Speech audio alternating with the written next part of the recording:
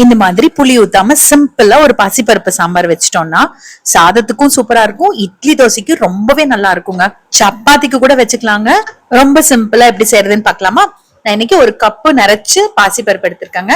கழுவிட்டு ஒரு 1/2 லிட்டர் அளவுக்கு தண்ணி ஊத்திட்டு ஒரு சட்டியில நான் வச்சிருக்கேன். இது நல்லா கலந்து விட்டுட்டு ஹை ஃபிளேம்ல வைங்க. நல்லா இந்த மாதிரி பொங்கி வரும்.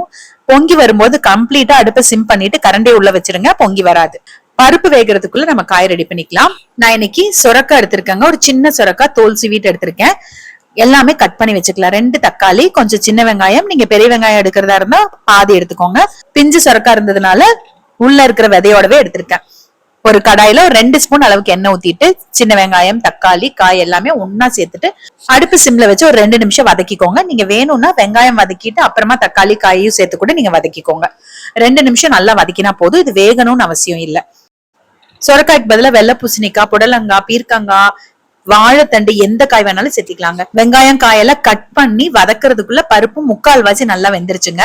இப்ப இதோட நம்ம வதக்கி வச்சிருக்க காயை சேர்க்கலாம். நீங்க இதே குக்கர்ல பண்ற மாதிரி இருந்ததுன்னா பருப்பு கழுவிட்டு அதோடவே காய், தக்காளி, வெங்காயம், சாம்பார் தூள், உப்பு, மஞ்சள் எல்லாம் போட்டு அளவா தண்ணி ஊத்தி 2 விசில் விட்டீங்கன்னா பருப்பு காயெல்லாம் சூப்பரா வெந்து சாம்பார் ரெடி ஆயிரும். காய்கறி கலவை சேர்த்துட்டு ஒரு டம்ளர் தண்ணி ஊத்திட்டு கொஞ்சம் மஞ்சத்தூள், 1/2 ஸ்பூன் நிறைச்சு சாம்பார் தூள், 1 ஸ்பூன் கல்லுப்பு சேர்த்துட்டு நல்லா கலந்து விட்டுக்கலாம். இந்த அளவு சாம்பார் பாத்தீங்கன்னா 4 பேர் இருக்கிற ஃபேமிலிக்கு 2 நேரத்துக்கு சரியா இருக்கும். காலையில இட்லிக்கும் மத்தியானம் சாதத்துக்கும் சரியா இருக்குங்க.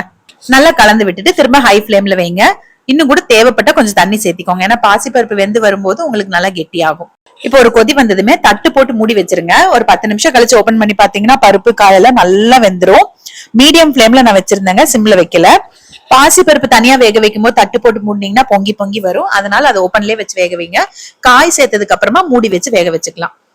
சாம்பார் இறக்கினதுக்கு அப்புறமா ஒரு கடாயில 2 ஸ்பூன் அளவுக்கு எண்ணெய் ஊத்திட்டு கடுகு, ஒரு 1 ஸ்பூன் அளவுக்கு சீரகம், பெருங்காயத்தூள், வரமிளகாய் எல்லாம் சேர்த்துட்டு வறுத்துட்டு கருவேப்பிலை இருந்தாலும் சேர்த்திக்கோங்க. நல்லா வறுத்துட்டு இந்த சாம்பாரோட கொட்டிக்கோங்க. நான் அடுப்பு ஆஃப் பண்ணிட்டேன். இந்த சாம்பாருக்கு புளி ஊத்த தேவையில்லை. ஒரு கைப்பிடி அளவுக்கு தேங்காயும் கொஞ்சம் கொத்தமல்லி தலையும் தூவிட்டு அப்படியே சர்வ் பண்ண வேண்டியதுதான். இது சூடா இருக்கும்போது கொஞ்சம் தண்ணி மாதிரி இருக்க மாதிரி இருக்கு, இட்லிக்கு கரெக்டா இருக்கும். மத்தியானம் ஆகும்போது பாத்தீங்கன்னா நல்லா கெட்டி ஆயிரும், சாதத்துக்கு ஊத்திக்கிறதுக்கு கரெக்டா இருக்கும். இப்பவே ரொம்ப கெட்டியா வச்சிட்டீங்க அப்படின்னா மத்தியானத்துக்கு இன்னும் ரொம்ப கெட்டி ஆயிரும்.